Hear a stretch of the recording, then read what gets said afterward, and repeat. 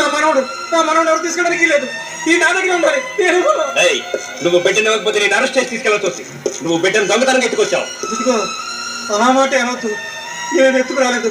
వీడు నా మనవడు తొట్లో వేయడానికి నేను తీసుకొచ్చాను అంతే. ఏదైనా సరే తల్లిదండ్రుల అనుమతి లేకుండా బిడ్డను తీసుకురావడం చట్టరీత్యా నేరం. ఏంటి బాబు, తల్లిదండ్రుల అనుమతి లేకుండా బిడ్డను తీసుకుపోవడం నేరమా? మరి తల్లిదండ్రుల అనుమతి లేకుండా నా బిడ్డని ఆయన గారు తీసుకుపోయారు కదా బాబు, అది నేరం కాదా? చట్టం ఆయనకి చుట్టమును మాకు కొట్టమునా? నీ వితండవాదానికి నేను సమాధానం చెప్పలేను. ఆయన కంప్లైంట్ ఇచ్చారు. ఆ బిడ్డలు లాక్కోండి.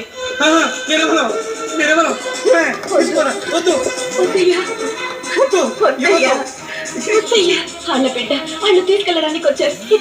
వద్దే నా మాట విను. ఇచ్చుకో.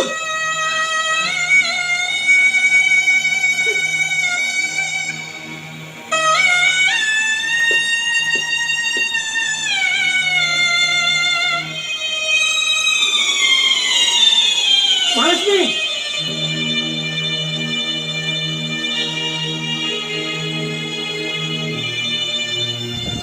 ఆవిడ కండిషన్ చాలా సీరియస్గా ఉంది.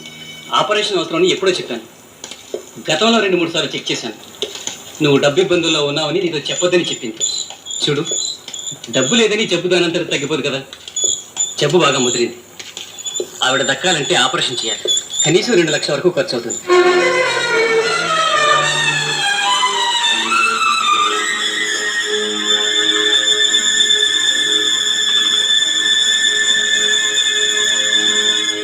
$2 లక్షల? దాని కడుపు నా కడుపు కట్టుకునే కదా బాబు ఆయనంత పెద్దోడు చేసాం.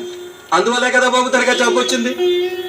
పెద్ద ఆపరేషన్ చేయాలంటున్నారు, అమెరికా తీసుకెళ్లాలంటున్నారు, లేకపోతే చచ్చిపోతుంటున్నారు. కన్నతల్లిగా ఆ మాత్రం చేయలేడా బాబు? మీరు ఒక మాట చెప్తే అయిపోతుంది బాబు. సారీ సార్, ఈ విషయంలో నేనేం చేయలేను. అదేంటి బాబు, వాళ్ళెవరు? నీ కన్న తల్లిదండ్రులు. నీ కన్న తల్లికి ఆపరేషన్ చేయించడానికి వాళ్ళు డబ్బు అడిగితే కాదనటం ఏం పద్ధతిగా లేదు బాబు. ఇంతవరకు ఆయన చేసింది ఏది పద్ధతిగా లేదు. ఏం చేశారు బాబు? ఆ పురాణం విప్పి మహాభారతాన్ని మీ ముందు పెట్టలేను సార్. ఆయన అన్నాడు కన్న తండ్రిలా ప్రవర్తించలేదు. అడుగడుగునా నన్ను అవమానిస్తూనే ఉన్నాడు. నాకు తెలిసిన వాళ్ళందరి దగ్గర నా పరువు తీస్తున్నాడు. తిట్టకుండా ఇప్పటికే నన్ను తిడుతున్నాడు. చూడు బాబు, కన్న తల్లిదండ్రుల రుణం తీర్చుకునే అదృష్టం అందరికీ రాదు. ఆ అవకాశం నీకు వచ్చింది, రుణం తీర్చుకో. సారీ సార్, మీరంటే నాకు చాలా గౌరవం ఉంది. కానీ ఇది నా పర్సనల్ విషయం. దీంట్లో మీరు జోక్యం చేసుకోవద్దు. It's all right.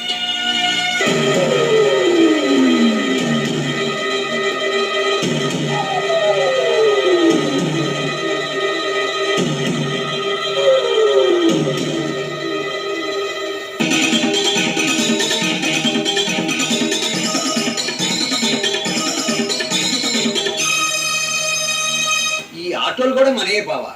వీటి మీద కూడా ఒక 10,000 వస్తాయి. ₹1 కూడా పాడు చేయకుండా వచ్చి డబ్బు వచ్చినట్టు వీటి మీదనే పెట్టుబడి పెట్టి.